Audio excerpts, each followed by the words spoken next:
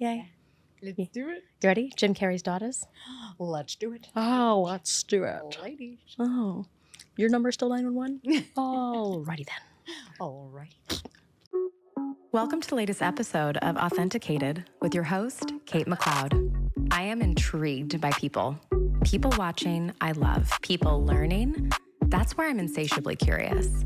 I'm interested in the why and how of the creative mind's pattern of thinking, the subtext to the creative thinker, or in its more conscious and malleable form, the creative conscious. Because when you are so clear on yourself via the triad of consciousnesses, then you become reflective to others. Meeting yourself is an infectious practice because what feels good is infectious and something I think we could all use a good dose of. So join me in conversations with a diverse arsenal of creative thinkers, from artists to entrepreneurs to serial thinkers ready to optimize their creative conscious. With me, self-made and self-proclaimed creative entrepreneur. Sounds hot, right? I'm here with Megan Timpane, who is a dear friend, an absolutely wonderfully talented artist. And what's your title at work? I am technically a corporate trainer, which means I teach executive communication. I teach people how to be more confident, basically, or how to project confidence and credibility. I've always thought that communications translated so well from acting because you have a background in acting. That's what you originally studied. Yeah. Yeah, I was a theater major at UCLA and did a ton of theater throughout, ever since I was maybe 6 years old, and musicals, improv, all that good stuff. I did improv at Groundlings after graduating and went to the British Academy of Dramatic Arts at Oxford and studied Shakespeare, and then decided it wasn't for me and somehow ended up in this profession, which felt perfectly serendipitous, I suppose. So that evolution of Megan, going from there and then transitioning now into communications, what was that kind of like? Well, in my mid-20s or so, I had somewhat of a perspective shift, and I just came back into the industry after a little hiatus and just decided that it wasn't for me anymore. Mhm. I realized that I just didn't like this idea of someone else telling me that I was worth something or valuable, and it's such a hard industry. It just, a lot of it felt about like who you know and what you look like, and at least in the early stages, not as much about talent. And I think I got frustrated and burnt out really early. And so I was working in retail for a while as my side gig. I always was interested in fashion and ended up working in every single position you can imagine in one store with one company. I worked at Michael Kors for 10 years and ended up doing some corporate work and doing recruiting in retail. And then I moved to Rent the Runway, where I was a recruiter. And then I somehow found my company and looking for a position in L&D somewhere. And they referred me to this company that I work for called Speech Skills. And it's all about teaching people how to project confidence and credibility. And it's teaching executive communication. And it seems like a perfect mix of all the things that I had talent in and interest in, and I could make some money in. Yeah. which is always nice. But it just sounds like that was a thing that you needed to give yourself, if you needed that stability or if you needed to sort of leave that field of waiting for someone else to give you permission as opposed to just like giving yourself your own. So when you transitioned, did it feel like that was already in your wheelhouse, or did it feel like you had to like adjust a little bit to get there?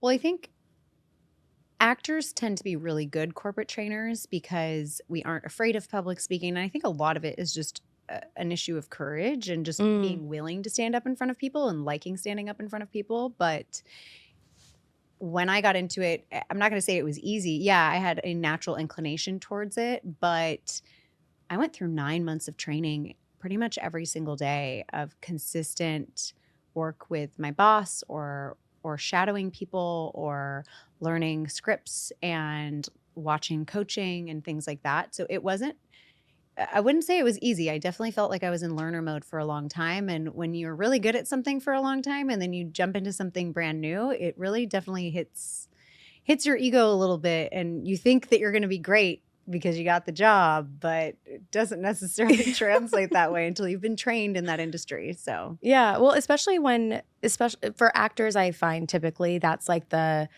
I knew I wanted to do this for so long. And so there has to be kind of like an ego death as you transfer that skill set to something else. But then you're really, really good at that because you've climbed the ranks and been very successful in communication since making that transition. So you have two things that you are essentially an expert in. So how are they both working together now?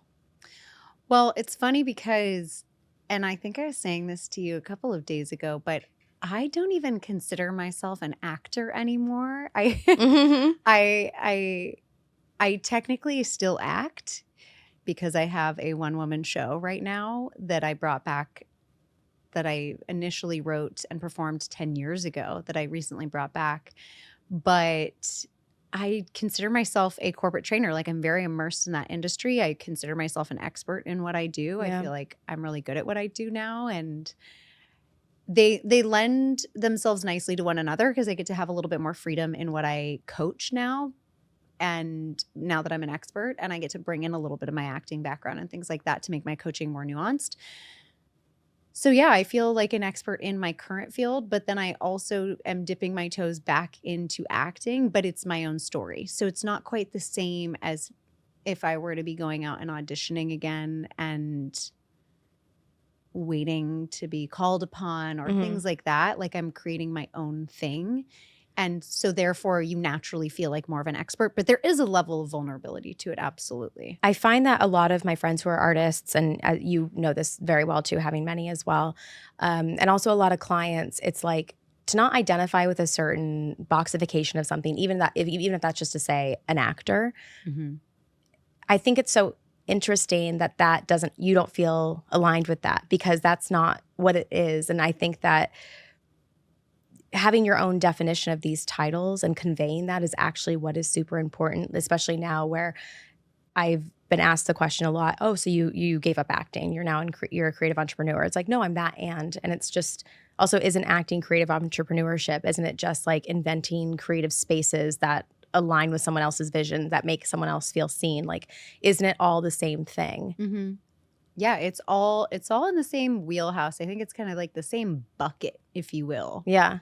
But like you said, they lend themselves nicely to one another, whether it's my career and the acting or what it is that you're doing and acting and producing and all of those things. It's still a creative endeavor. It's still a form of self-expression. Yeah.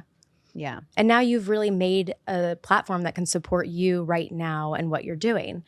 So your show, Lymphomaniac, is going to the Fringe Festival in Scotland. Yeah. Are you excited? I'm pretty stoked. I have to say, it's a weird full circle moment. So for those of you who are listening who don't know already, Lymphomaniac is a one-woman show that I wrote 10 years ago. And the initial version was written 10 years ago. I was diagnosed with cancer at age 22, and I went through treatment. I had stage 3 Hodgkin's lymphoma. I went through 7 months of chemo. And coming out of this, I ended up writing and performing this one-woman show. And I performed it off and on for 3 years between San Francisco, Los Angeles, and Ventura County. And shortly after that, I came back to the industry, decided I didn't want to do that anymore, as I just explained, got into retail, all those things.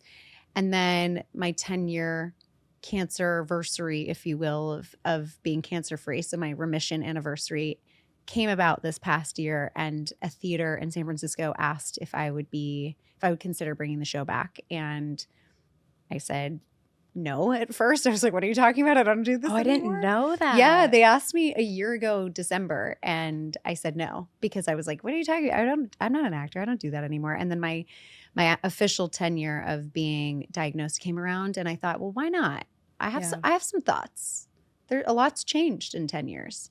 And so as I let it marinate, I said, yeah, sure, why not? And started writing again, I guess, this fall, and performed in December. But long story short, in terms of the Fringe, when I went to the Fringe, I went 11 years ago, 12 years ago, something like that. When I was in college, I was studying at the British Academy of Dramatic Arts at Oxford, and a bunch of the people who were studying with me, we all took the train up to Edinburgh. And I had actually fainted on the first day of the program at BADA. hit my face, got a black eye, ended up making up a Lady Macbeth monologue in front of the world's leading Shakespeare experts because I couldn't remember my monologue. So I'm literally standing there making up one of the world's most famous monologues. And what's funny is one of the people was a professor at UCLA who I ended up having later at UCLA. And he, as I graduated, came up to me and said, "So what the hell happened at Bada? Why? What happened? Why did you make up a monologue? It was so strange. We were all very confused." And I was like, well, I'd fainted and hit my head that morning. I even had like vomit in my hair. It was so embarrassing. But the reason for it, I didn't know. I was actually sick at the time. And I was having symptoms and I didn't know what was going on with my body. And when I took the train up to Edinburgh after Bada, I felt so sick and like I was going to pass out that I contemplated going to the emergency room, but I ended up not, and like got there, saw friends, got distracted, and it didn't happen. So it's this weird like full circle moment for me of going back to the place where I started having symptoms of cancer 11 years ago or so. Yeah. So it means not just something as an artist and as a bucket list item, but also as a personal thing to overcome, if you will. This Absolutely. feat of changing the narrative. Mm-hmm. I have a long-winded, multi-part question about this. So you've been revisiting this show that you performed and had completed for the time being. For those who are just listening, I just did air quotes, completed. Nothing is really ever complete. So this thing that you completed 10 years ago, that version of you stands there. Mm-hmm. And now you're rewriting it as this new version of yourself that has evolved, that has lived a life. Art emulates life, life emulates art. You know, all these things, you've gained all this knowledge. And so you just spent an entire rehearsal period of you revisiting version of you 10 years ago. So with what you gained from that perspective on writing a show that is literally about you, not only is it your own IP, it's your story. What do you think, with that knowledge, is going to be waiting for you from the 12 years ago version of Megan who was in Edinburgh when you get there with this show?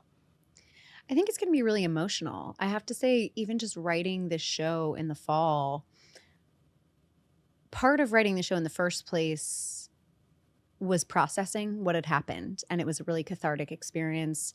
It helped me process some trauma. And it got me to a place in my life where I was like, oh, okay, I can kind of put a bow on this and walk away. And as I reopened this can of worms, I realized there was a lot there that had not been resolved. And it was really emotional. And it was honestly much scarier this time to perform this version of the show because it feels much more raw. It's about all the things that have been unseen since having cancer. So things like anxiety, and I had developed an eating disorder and had PTSD and had to go through some intense therapies, and it felt very vulnerable. So doing it this year as I go to the Fringe, I think I'm going to anticipate, even though the work on the show for the most part is done, minus some minor adjustments here and there, I think it's going to be really emotional to be there and to re-experience the whole festival in a new way. I think it'll I truly think it's going to feel very full circle. And once again, this idea of serendipity. Yeah. Like this was meant to happen. I was meant to come back here. I love that because you've gone through your journey solo as Megan Timpane. You've gone through this journey, giving yourself what you need and like pivoting in acts that are of best service to you. And it kind of seems like that's what you're getting back. Are you like aware of that transference of energy of like giving that and receiving that? Yeah, lately I've been really struck by this idea of dharma, and I don't want to mischaracterize it for anyone who's give us your definition. anyone who's listening, but what I've taken from that is this idea that what you're putting out, you're getting back in the same amount. And I truly feel like I'm getting so much out of this personally and developmentally for myself and mentally and physically, all of the things, and emotionally. But I also truly feel of service in this moment. Like I feel like the show is something bigger than me. The message is bigger than me. And it feels like those are in equal measure currently. Mm-hmm. So it feels like right place, right time sort of thing, which is totally this transference of energy. Like energy cannot be created or destroyed. And I also truly believe in momentum. And I feel like there has been good momentum on this. And I'm just flowing in the direction of that movement, basically. And I haven't really hit any major roadblocks so far. Yeah. I'm sure they're coming. I'm finding wood. But yeah, thank you. But yeah, I'm just moving in the direction of the way things are currently moving. And doors have just been opening and opening and opening, which is really cool. Yeah. It's a really beautiful way of life to practice living because it's such an active way of listening. Mm-hmm. And I think that when we tend to live in the past or try to live in the future, that it just distracts us from what is presently available. And it sounds like you have a very active approach to actively thinking about what is actively happening.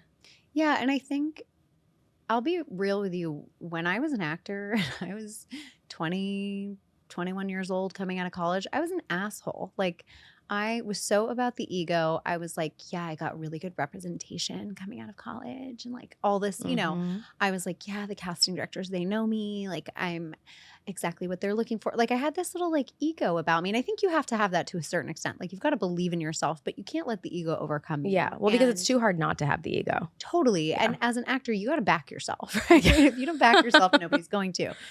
But I think honestly, having cancer really sucked a lot of that ego right out of me. You know, you're literally stripped bare. Like you have nothing. I didn't even have eyebrows. I didn't have hair. Right. Like, so you were literally stripped bare in front of everyone. And that was really what brought on the perspective shift.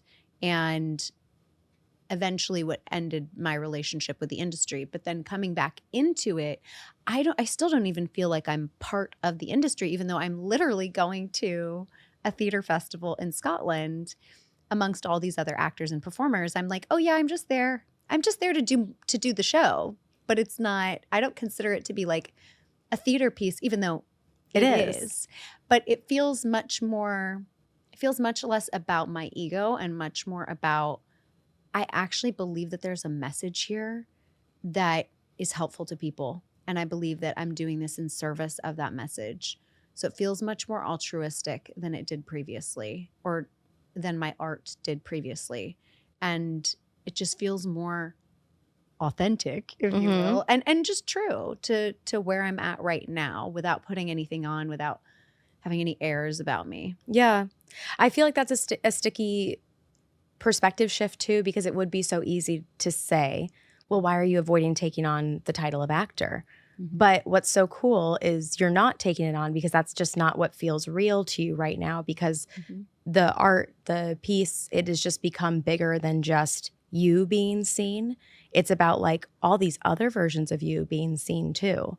So in terms of authenticity and being seen, how would you define those two things for yourself? Well, I think authenticity is so nuanced. Like it really depends on the person and what your own personal definition of authenticity is. And I just believe that when you're in alignment with when how you're acting is in alignment with how other people are seeing you, that's being authentic. And I'm getting up on that stage and I'm leaving it all on the table. I'm being so raw. As an example, I literally, for the folks at home, I literally shit my pants on stage in front of people. Okay. So I'm leaving it. It's a comedy, just as a side note. But I'm literally leaving it all out there. Yeah. So there is no room for me to not be authentic in the show. Like I'm telling you my story, and you can take it as a performance, or you know, I am a performative person. I do impersonations, I do voices, things like that in the show. But it's also just my story. And so, yeah, if you want to call me an actor, great. If you want to call me a performer, great. If you want to call me a trainer or a public, like I do public speaking for a living. If you want to call me a public speaker, yeah, it's a form of that. But I think being wedded to any sort of identity can be dangerous, because then you pigeonhole yourself. I didn't think that this was going to happen. I didn't think I'd ever get back into acting, but here I am. And I'm trying to just not think too much about the label. Yeah. And just go with what feels right. Well, I think that's the hard thing too, because the label means so much for people's relative understanding. It's the common language we all speak. But I understand I resonate with what you're saying because I always want to introduce myself as Kate McLeod.